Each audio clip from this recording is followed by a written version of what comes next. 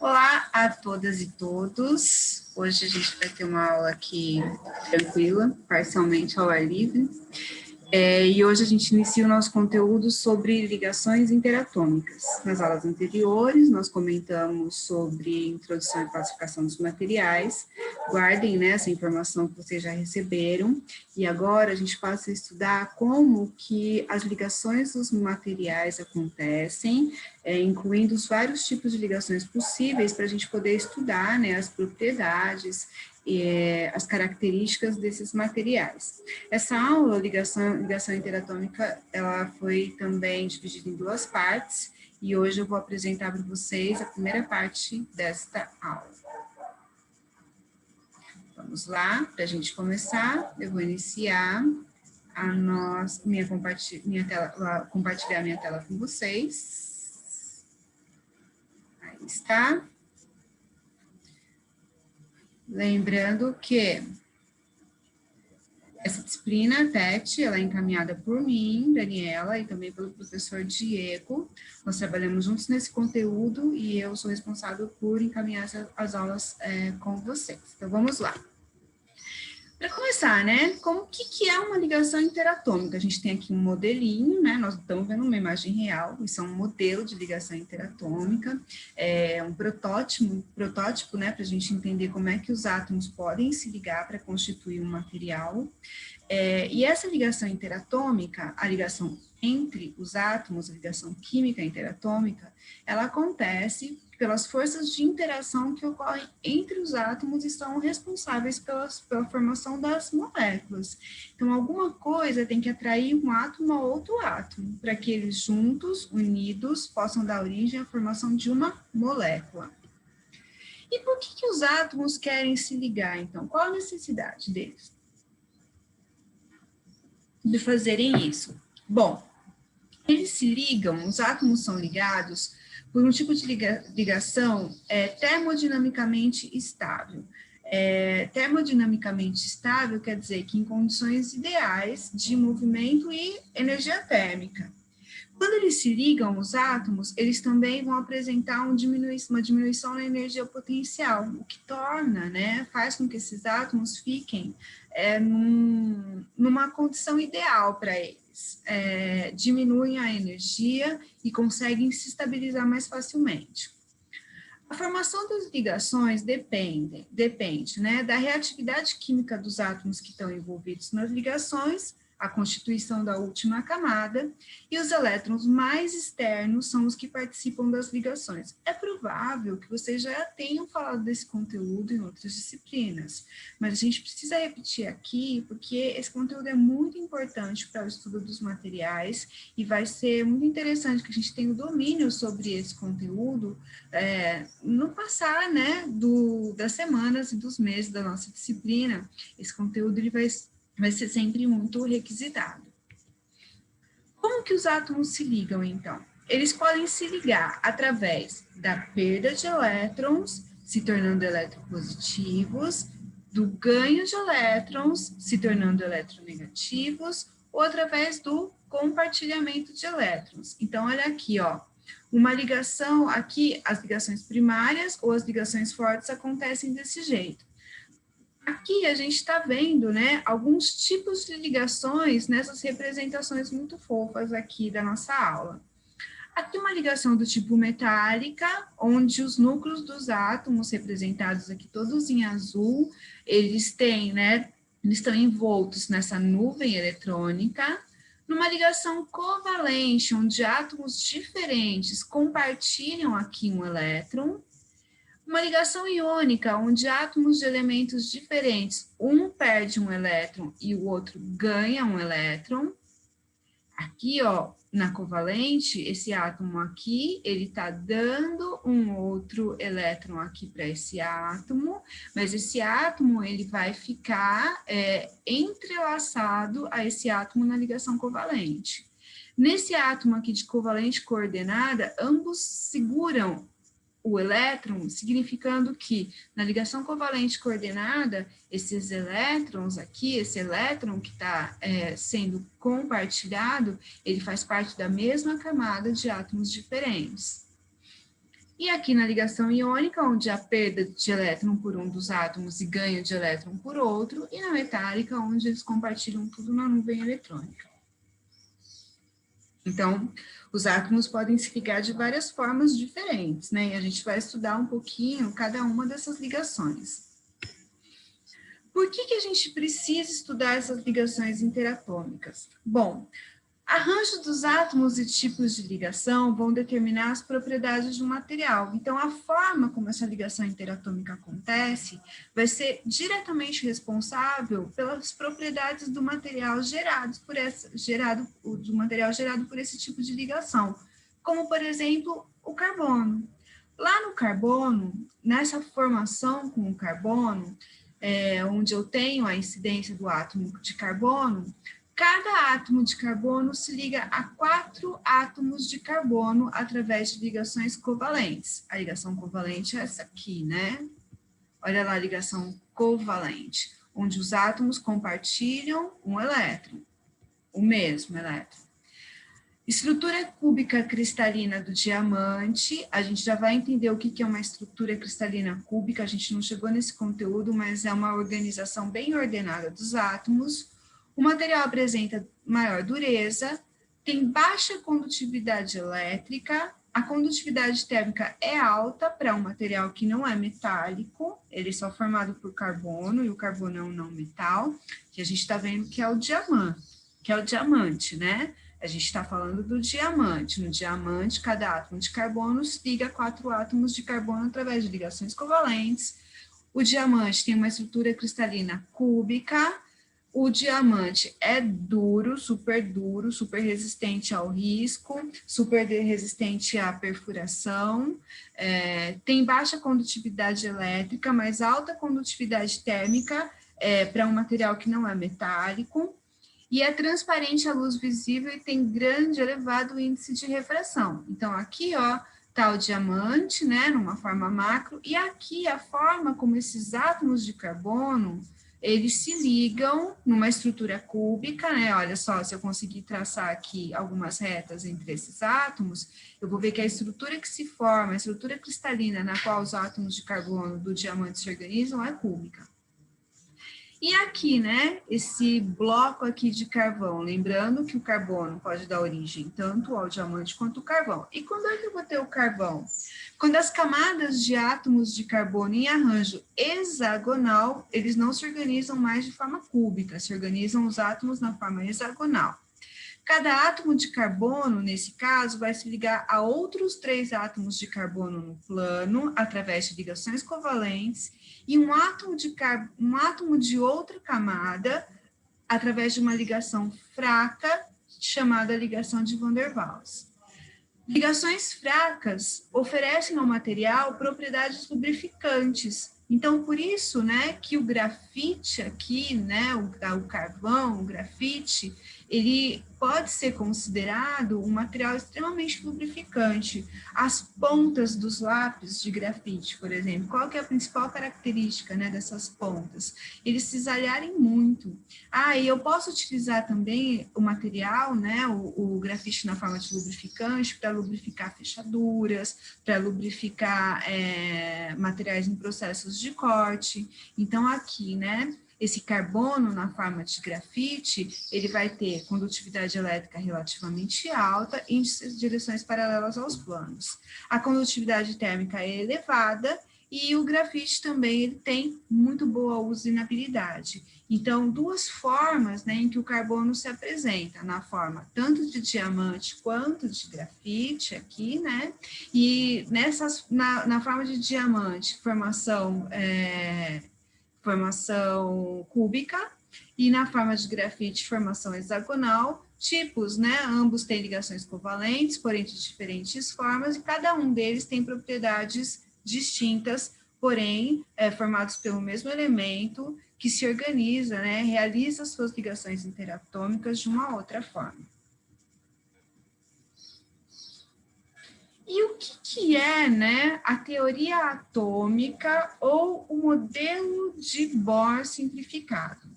O modelo de Bohr é considerado o precursor, o iniciador, o que veio, né, primeiro, deu origem à mecânica quântica aplicada à estrutura atômica. No modelo de Bohr, os elétrons giram em torno do núcleo, então aqui está o núcleo atômico e os elétrons girando aqui ao redor do núcleo, estabelecidos em órbitas bem definidas, conforme a gente verifica aqui. A posição do elétron é mais ou menos definida, então os elétrons eles se encontram em camadas. Neste modelo de Bohr, da teoria atômica, de Bohr simplificado, eu tenho o núcleo do átomo, e ao redor desse núcleo, nas órbitas desse átomo, eu tenho elétrons posicionados em posições mais ou menos definidas. No modelo de Bohr, a energia dos elétrons é quantizada, é possível quantificar, cada elétron tem um valor específico de energia, um elétron pode mudar sua energia através de saltos quânticos, salto para um nível energético maior, absorve energia, salto para um nível energético menor, emite energia. Estudos energéticos não variam continuamente, estados energéticos não variam continuamente, e níveis estão associados às órbitas eletrônicas. Se o elétron passa de uma órbita de nível maior, ele absorve energia. Se o elétron passa para uma órbita de nível menor, ele emite energia. Outros conceitos, né? O que é a camada de valência aqui, né, deste modelo? Neste modelo, o que é a camada de valência? Quando a órbita mais externa do átomo, a gente chama que essa órbita ela é a camada de valência. Os elétrons que ocupam essa órbita mais externa, chamada de camada de valência, são chamados elétrons de valência. Elétrons de valência são os mais afastados do núcleo, mas não são necessariamente os mais energéticos. Os elétrons de valência são super importantes porque eles participam das ligações químicas interatômicas, são aqueles que, em princípio, são os mais fáceis, né, de fazer ligação com outros átomos ou até de se desprender daquela camada, e muitas propriedades dos sólidos são baseadas nesses elétrons de valência. Como que a gente vai, já que essa energia, né, desses elétrons pode ser quantizada, né, a gente pode saber a quantidade de energia deles, como que a gente faz para quantificar esses elétrons? Aí vem uma distribuição eletrônica através do diagrama de Linus-Pauling, que a gente já vai entender. Olha aqui. Esse diagrama de níveis e subníveis de Linus-Pauling é uma ferramenta muito legal para a gente aprender a lidar com esses elétrons, a maneira como eles se posicionam na eletrosfera, né? E qual a quantidade de energia que eles têm. Então, olha só. Aqui, na extrema esquerda, está aqui uma vertical, uma coluna apresentando todas as camadas ou níveis. Então, camada K, nível 1, camada L, nível 2, camada M, 3, N, 4, O, 5, P, 6, Q, 7. E os subníveis chamados de S, P, D ou F. Então, na camada 1, nível 1, eu vou ter o subnível 1S2. Então, só tem o subnível S. O número máximo de elétrons por nível nesse nível aqui, K2. No L, eu vou ter, no nível 2, eu vou ter 2S2, 2P6. Então, o número máximo de elétrons na camada L, nível 2, é 8. E assim por diante. Só que a ordem energética, ela acontece no sentido das setas, né? O crescimento energético ocorre desta forma. Como é que eu vou fazer isso, quantificar o nível energético? Eu vou fazer uma distribuição desse tipo, 1S2, 2S2, 2P6, 3S2, 3P6, 4S2, 5D10, 4P6, 5S2, 4D10, 5P6, 6S2, 4F14, 5D10, 6P6, 7S2, 5F14, 6D10. Então, observem, né? Camada K, 2 elétrons, número máximo de elétrons nesse nível. L, só cabem 8. M, 18. N, 32. O, 32. P, 18. Q, 2. Camada K, só tem subnível S, assim como a Q. Camada L, subníveis S e P. Camada M, subníveis S, P e 10, assim como a camada P. Camada N, subníveis S, P, D e F, assim como a camada O. É importante, né, a gente saber utilizar esse diagrama. Ele nos ajuda, né, em muitos exercícios práticos para a gente saber quantos elétrons vão caber em determinada camada de valência. Olha só, assim, seguindo, né, o diagrama de Pauling, a gente vai ter alguns exemplos de distribuição eletrônica. Por exemplo, né, vamos ver o hélio que tem número atômico 2, número, né, de elétrons 2. A única distribuição possível, olhando ali através de camada de valência, é 1s2. São só 2 elétrons na camada de valência. O cloro, que tem como número atômico 17, 17 elétrons. Vamos entender como que é essa distribuição. 17, né? 1s2, 2s2, já tenho aí 4 elétrons. 2p6, eu já vou ter aqui 10 elétrons. 3s2, 12 elétrons. 3p6, eu já chego aqui a 18 elétrons, mas eu tenho só 17, né? Então, eu vou ter uma distribuição desse tipo aqui, ó. 1s2, 2s2, 2p6, 3s2, 3p5. Vamos ver se é isso mesmo? 1s2, 2s2, 2p6, 3s10, 3p, só tenho 5 para dar 17. Quantas camadas, né, esses elétrons vão ocupar? Se eu cheguei até o 3p e aqui 5, né, e não 6, para somar 17 elétrons, eu passei pelas camadas K, L e M. Vamos ver se acertamos. Camadas K com 2 elétrons, L com 8 elétrons e M só com, camada M com apenas 7 elétrons, né? Eu cheguei só, passei por um S2, 2S2, 2P6, 3S2, 3P, 5. Aqui eu vou ter 5 mais 2, 7 elétrons. O zircônio com 40 de número atômico, né? 40 elétrons na camada de valência. Como é que vai ser essa distribuição? Vamos lá. 1s2, 2s2, 4 elétrons. 2p6, 10 elétrons. 3s2, 12 elétrons. 3p6, 18 elétrons. 4s2, 20 elétrons.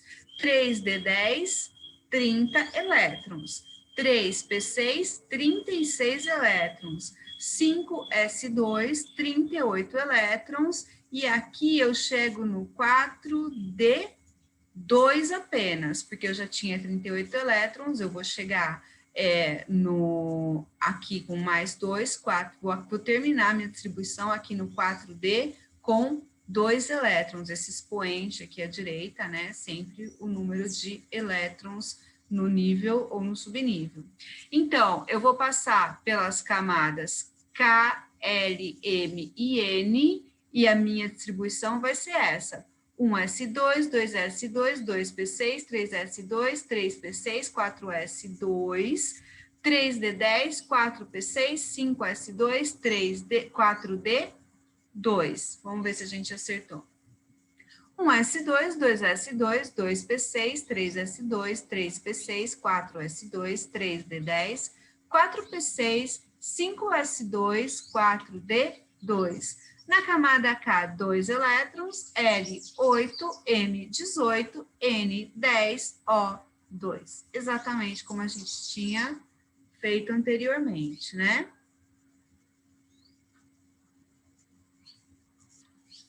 Isso aí. A gente fez a leitura das camadas K, L, M, N, O. Passamos por todas essas camadas. E na platina, né, com 78, essa distribuição, ela vai acontecer do mesmo jeito. Eu tenho que encontrar os 78 elétrons. 1s2, 4s2, 3p6, 4s2, 3s2. Até aqui, eu já tenho somados 10 elétrons, né? 12 elétrons. 3p6, 18, 4s2, 20, 3d10, 30, 4p6, 36, 5s2, 38, 4d10, 48, 5p6, 54, 6s2, 56, 4f14, 70, 5d10, eu já chego em 5d4 para somar, 8, né? Para somar 78. E lá vamos nós, né?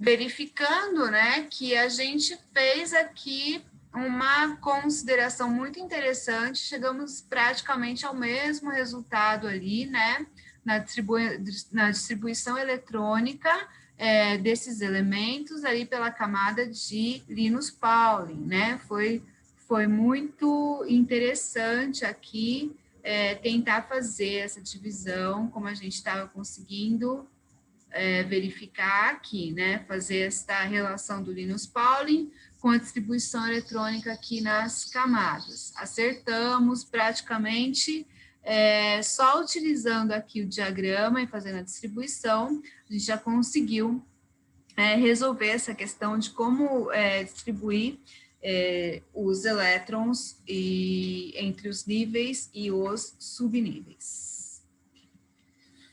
Vamos ver alguns exemplos, né, de como lidar com com o diagrama de Linus Pauling. Vamos lá. Na Universidade Federal do Acre. Elementos químicos são utilizados em organismos vivos para a realização de muitas tarefas importantes. Por exemplo, o ferro faz parte da molécula de hemoglobina, participando do transporte de oxigênio no corpo. O átomo de ferro tem o Z, que é o número atômico, igual a 26. A camada de valência desse átomo, a camada mais distante, a camada de valência, a última camada desse átomo, tem quantos elétrons, né? Vamos tentar descobrir. Então, é 26 o número atômico. 26, vamos lá. 1s2, 2s2, 4 elétrons na camada de valência. 2p6, 4 elétrons até agora. 2p6, 10 elétrons. 3s2, 14 elétrons. 3p6, 20 elétrons. Isso, né? 4s2, 22 elétrons. E o 3d10 já seriam 32 elétrons, mas a gente tem 26. Vamos de novo. 1s2, 2s2, 4. 2p6, 10. 3s2, 12. 3p6, 18. 4s2, 20. Para 26, eu paro aqui no 3d6. Tá. Então, Qual é a camada de valência? A camada de valência é essa última camada que o diagrama de Linus-Pauling, na condição energética, me deu. Então, a camada de valência, a camada N, é o nível 4. Quantos elétrons nessa última camada? 2. 2 elétrons na camada de valência. Vamos ver ali no nosso exercício. 2 elétrons na camada de valência, exatamente. A gente parou aqui em 3D6, mas já tínhamos passado aqui pelo subnível S2 da camada N, nível 4, e 2 elétrons na camada de valência. Vamos para a próxima da UNAERP, Universidade de Ribeirão Preto. O fenômeno da supercondução de eletricidade, descoberto em 1911, voltou a ser objeto da atenção do mundo científico com a constatação de Bednorz e Miller de que materiais cerâmicos podem exibir esse tipo de comportamento, valendo um prêmio Nobel a esses dois físicos em 1987. Um dos elementos químicos mais importantes na formulação da cerâmica supercondutora é o ítrio, cuja distribuição está assim: 1s2, 2s2, 2p6, 3s2, 3p6, 4s2, 3d10, 4p6, 5s2 e 4d1. O número de camadas e o número de elétrons mais energéticos para o ítrio serão, respectivamente, o número da camada mais energética. A camada é a que tem a maior, é a que tem o número maior, então é o 5, KLMNO, 5, nível 5, O. E o número de elétrons mais energéticos para o ítrio serão, respectivamente, né? 5 e quanto de elétrons? 5 e 1 ou 5 e 3? O número de elétrons, o elétron mais energético é o que vai estar nesse subnível aqui, né? O mais distante. Então, será camada 5 e o mais energético para o ítrio vai ser 5 e 1. 5. O número de camada é o 5 e o número de elétron mais energético é o do último subnível que está na camada 4, o 1. É o último elétron a ser distribuído. Vamos voltar lá para a gente ver. Camada 5. E o último elétron vai estar no subnível D.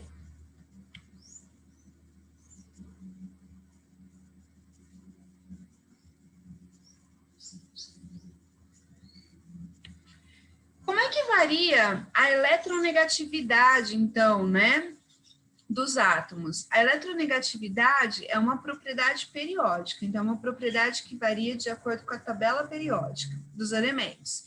Indica a tendência que cada átomo tem de atrair elétrons numa ligação química. Então, a eletronegatividade, ela varia desse jeito, ó, da esquerda para a direita na horizontal. Então, os átomos da esquerda serão menos eletronegativos que os átomos da direita, num crescente, né, da esquerda para a direita, e variam também de baixo para cima. Os átomos de baixo serão menos eletronegativos que os átomos do alto. Então, aqui, né, esse elemento, o flúor aqui, ele é o mais eletronegativo da tabela, né? E esse aqui da pontinha, que a gente não consegue nem ler, ele é o menos eletronegativo da tabela. Sendo assim, a eletronegatividade varia desta pontinha para outra pontinha, num sentido sempre crescente. Então, propriedade periódica que indica a tendência que cada um tem de atrair elétrons em uma ligação química. Então, esse aqui, ó, o flúor é o mais eletronegativo. Os metais, então, com relação à eletronegatividade, eles são conhecidos como elementos eletropositivos, têm baixa eletronegatividade, têm maior capacidade de ceder, doar elétrons da camada de valência. Os elementos mais à direita da tabela periódica, eles são muito eletronegativos e têm muito maior tendência a receber os elétrons de outros átomos ou de compartilhar esses elétrons. Em suma, o objetivo do átomo é deixar a última camada 100% preenchida, com o número máximo de elétrons que aquela camada permite. Busca por estrutura eletrônica estável, né? Como eu falei, é assim que eles se sentem mais confortáveis, é assim que eles ficam mais tranquilos, tornando, né, a última camada, o mais preenchida possível, né, com o número máximo de elétrons, é como eles encontram uma maneira de encontrar a estabilidade, como, por exemplo, nos gases inertes. Qual é a relação entre eletronegatividade e ligações interatômicas? Bom, um elemento eletropositivo mais um elemento eletronegativo vão realizar uma ligação iônica, aquela ligação em que um átomo dá os elétrons e o outro recebe. Dois elementos eletropositivos, como os metais, por exemplo, vão realizar ligações do tipo metálica, onde os núcleos dos átomos, eles estão envoltos por uma nuvem eletrônica que pertence a todos eles, né? Estão imersos aqui nessa nuvem eletrônica. E elementos eletronegativos, quando eles se ligam, eles vão realizar ligações do tipo covalente, aquelas ligações onde um átomo fica compartilhado na eletrosfera dos dois átomos participantes da ligação. Aqui, a gente já vai começar a falar sobre ligações químicas do tipo iônicas, mas por agora, a gente vai ficar só com essa parte da aula, né? Tentando refletir e compreender a questão da eletronegatividade, o diagrama de Linus-Pauling e a distribuição eletrônica dos elétrons em níveis e subníveis. Na próxima aula, a gente continua a partir daqui, a parte 2 dessa nossa aula. Vou parar de compartilhar com vocês, desejando que vocês tenham uma boa semana e a gente se encontra na próxima semana com o restante deste conteúdo sobre ligações interatômicas.